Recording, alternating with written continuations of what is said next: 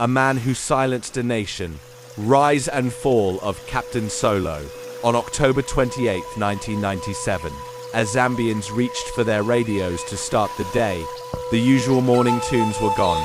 In their place was a voice urgent, trembling with a mix of zeal and desperation that would freeze the heart of a nation.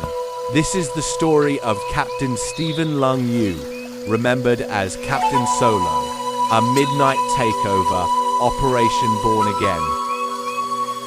While the city slept, rebel soldiers led by Solo moved with shadow-like precision toward the ZNBC studios. They didn't need a massive army, they only needed the airwaves. By dawn, Solo had seized the studio. His broadcast wasn't a polished political manifesto. It was a raw, high-stakes gamble.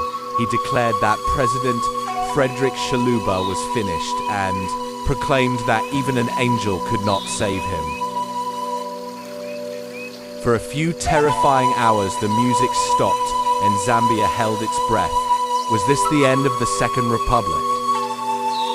The Solo performance, the nickname Captain Solo, wasn't just a military call sign, it became a reflection of the man himself.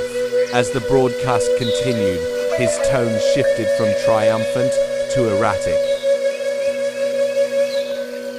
Reports from inside the studio described a man caught in a whirlwind of his own making. While he held the ZNBC building, the rest of the Zambian military stayed silent. The Redemption Council Solo claimed to lead appeared to be a ghost unit. Solo was standing on a mountain of sand, and the tide was coming in fast. The storming of the studio. The response from the state was swift and brutal. The army units mobilized. They didn't negotiate. They stormed the ZNBC grounds with overwhelming force. The coup collapsed as quickly as it had begun. There were no grand battles in the streets. Instead, Captain Solo was found hours later, hiding in a shipping container on the studio premises. The revolution ended not with a bang, but with a quiet arrest. A legacy of mercy and regret. The aftermath sent shockwaves through Zambian politics.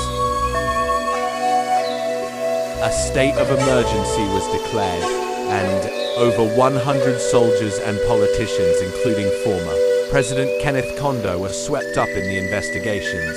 Captain Solo was sentenced to death in 1999, a sentence that hung over him for years.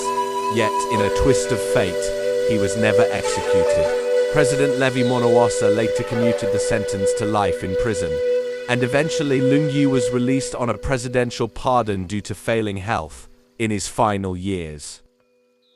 The man who once tried to seize a nation by force found peace in a different way.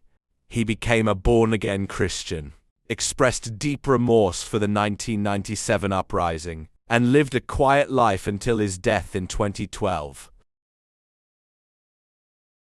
Why we remember. Captain Solo's story is a haunting reminder of how fragile peace can be. Please like and subscribe.